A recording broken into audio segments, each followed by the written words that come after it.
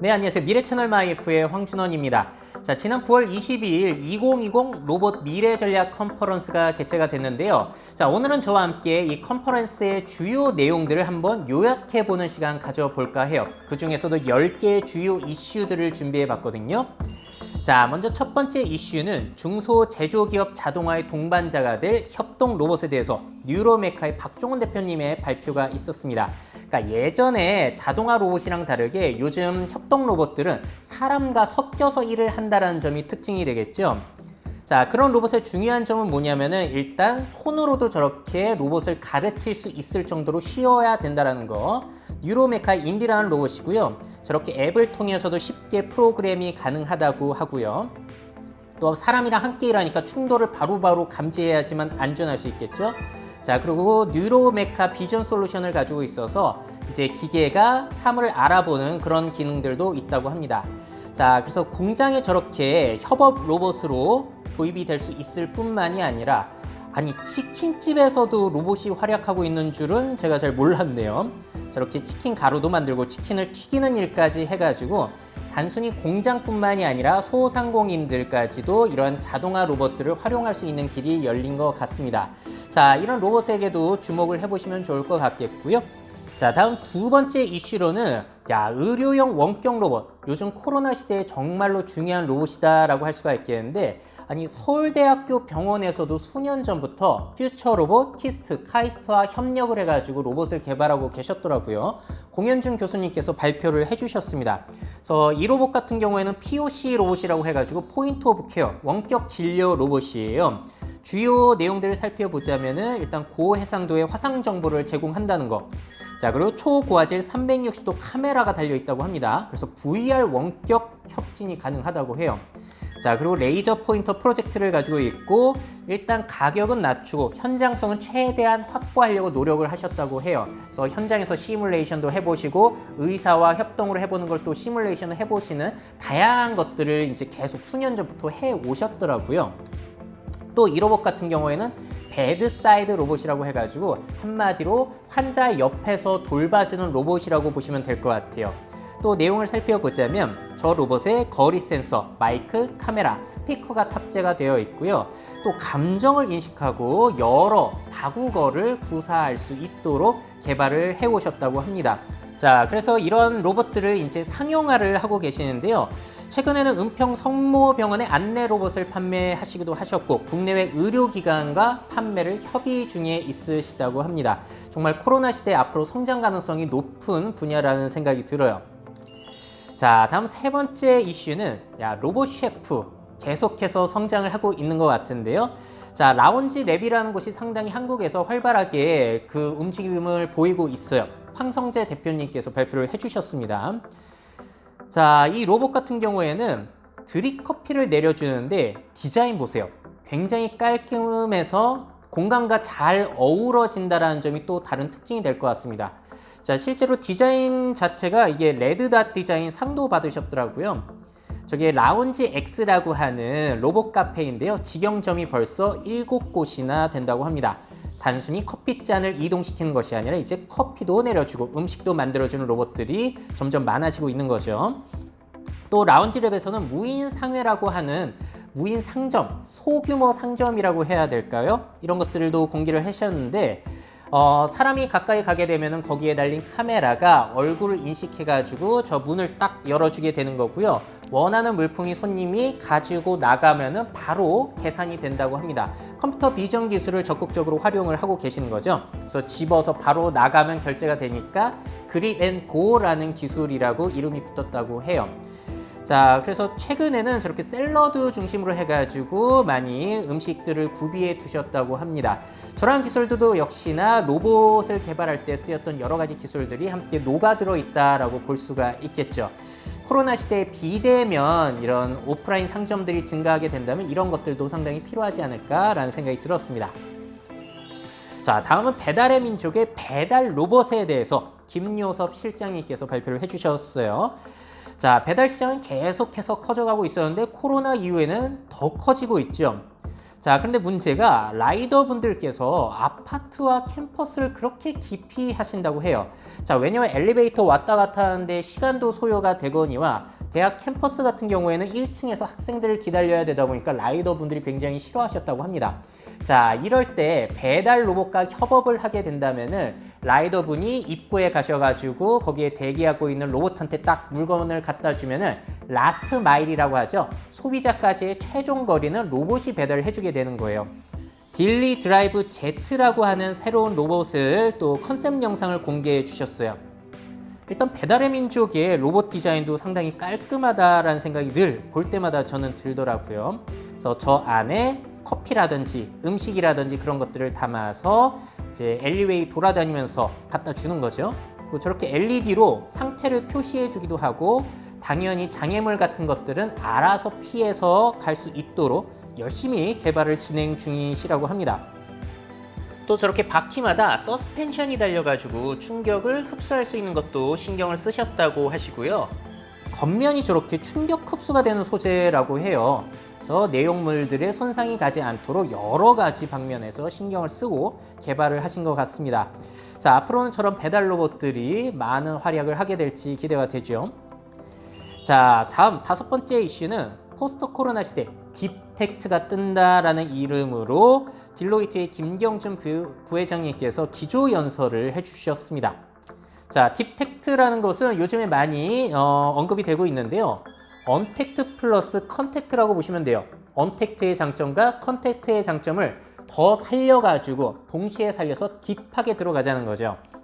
자, 그래서 컨택트와 언택트의 최적 조합으로 고객 관계를 강화시키는 것이 앞으로는 상당히 중요하다라는 말씀이 키포인트였고요. 우수 사례를 몇 가지 말씀해 주셨어요. 첫 번째는 월마트입니다. 자, 어떤 시도를 했길래 그러냐면은, 자, 일단 월마트 같은 경우에는 미국 인구의 90% 이상이 월마트 매장 16km 이내에 거주할 정도로 많이 매장들이 있잖아요. 그래서 온라인에서 미리 주문을 하고 매장에서 픽업을 함으로써 이제 신성식품을 바로바로 가져갈 수 있는 편의를 제공해 줬다는 거예요. 언택트와 컨택트가 결합된 형태라는 거죠. 덕분에 코로나 이후 매출과 이익은 모두 증가가 됐다고 합니다. 자, 두 번째 사례로는 도미노 피자 이야기를 하셨어요. 자, 도미노 피자는 앱을 통해서 맞춤형 주문과 할인 프로그램을 제공해 줬다고 해요. 덕분에 최근 주가가 상승을 했고요. 이 주가 상승이 11년 만에 무려 130배 오른 것이라고 합니다. 자, 한국의 사례도 소개해 주셨어요. 정육각이라고 하는 곳이고요. 스타트업이에요. 자, 여기는 카이스트에서 응용수학을 전공한 창업자분이 만드신 거고요. 알고리즘을 초신선 식품 판매에 적용을 한 사례라고 합니다. 그래서 도축 후에 3에서 5일 이내의 고기를 판매할 수 있도록 이렇게 언택트와 그리고 컨택트를 이렇게 딥하게 묶은 사례라고 소개를 해주셨어요. 자, 앞으로는 단순히 로봇뿐만이 아니라 이러한 딥텍트가 중요한 시대가 되었다라는 말씀 해주셨습니다. 자, 다음 6번째 이슈로는 뿌리 산업의 로봇 활용 모델에 대해서 한국생산기술연구원 남영태 수석님께서 발표를 해주셨는데요. 혹시 여러분들 뿌리 산업이 뭔지 아세요?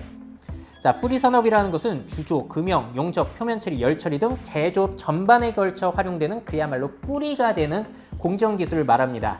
자, 그런데 이런 기술들이 상당히 유해한 제조 환경에 처해져 있고 고중량물을 다뤄야 된다든지 고위험 그런 일들이잖아요. 이런 것들을 자동화 하시는 데 많은 연구와 도움을 주고 계시다고 해요. 자, 그래서 업종별 취약 산업을 분석하고 이런 것들을 로봇을 적극적으로 도입할 수 있도록 많은 편의를 제공해 주고 계시다고 합니다. 결국에는 이런 것들이 우리나라 제조업의 경쟁력이 또 될 수 있으니까요. 자, 그래서 이런 것들이 뿌리 산업에 적용이 되어서 곳곳에 로봇들이 함께 일을 해주게 된다면 생산성도 높여주고, 자, 그리고 이제 일을 하실 때 위험성에 노출되는 것들도 줄여줄 수 있겠고요. 앞으로 고령화 시대 노동력도 부족한데 많이 쓸모가 있지 않을까라고 생각을 하신다고 합니다. 자, 앞으로는 자동차 부품 가공, 표면 처리, 선박 제조, 바이오 화학 등 여러 가지 부분에서 또 이런 자동화까지 도입을 하기 위해서 노력을 하고 계신다고 하니까 관심 있으신 분들은 생산기술연구원에 문의해 보시면 좋을 것 같습니다. 자, 다음 7번째 이슈로는 디지털 뉴딜의 핵심 정책으로 이 로봇이 육성된다라는 소식인데요. 산업통상자원부의 성윤모 장관님 그리고 로봇산업진흥원의 문전일 원장님께서 말씀을 해주셨거든요. 거기에 대한 내용은 영상으로 확인을 해보도록 하겠습니다. 산업통상자원부 장관 성일모입니다.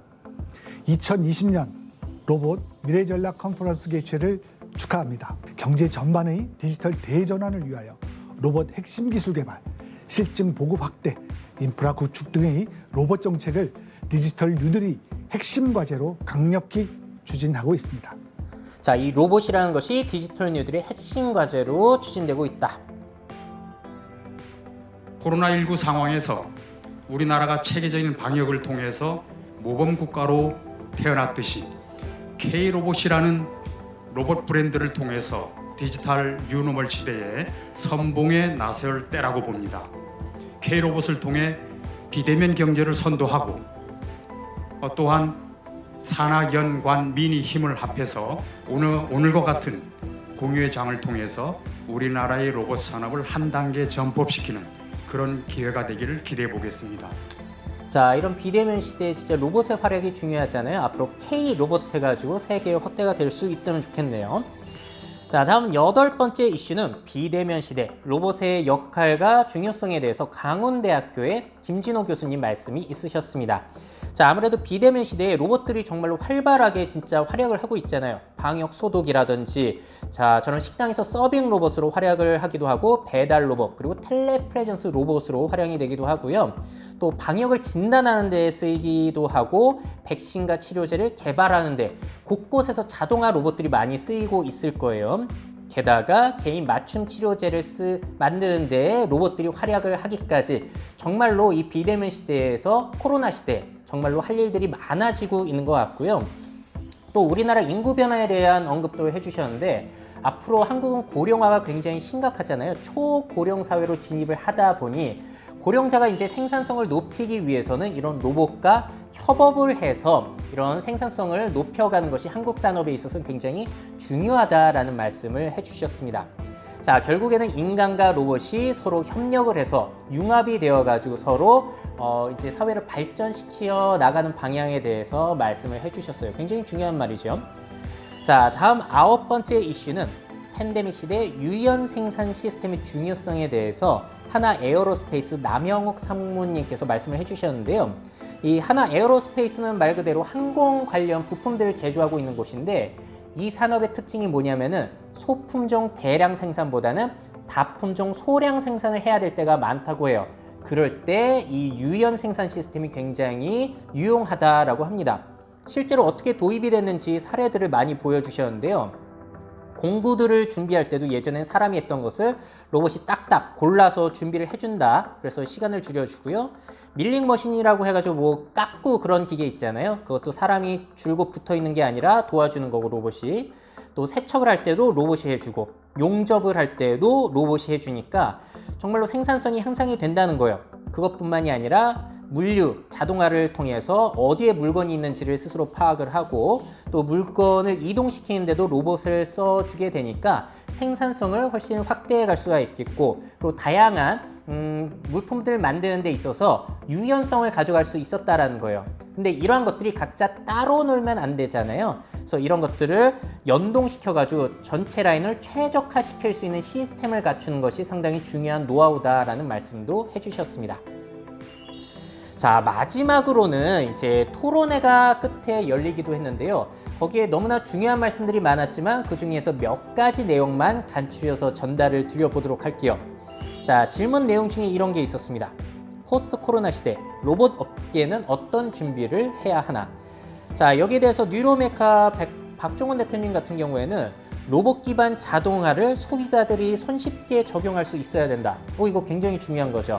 또 배달의 민족 김요섭 실장님 같은 경우에는 서비스 로봇을 개발하고 계시니까 이런 로봇들이 IT 서비스, 온라인 이커머스, 많은 제조업체들과 많은 협업을 하는 것이 상당히 중요해 보인다라는 생각을 말씀해 주셨습니다.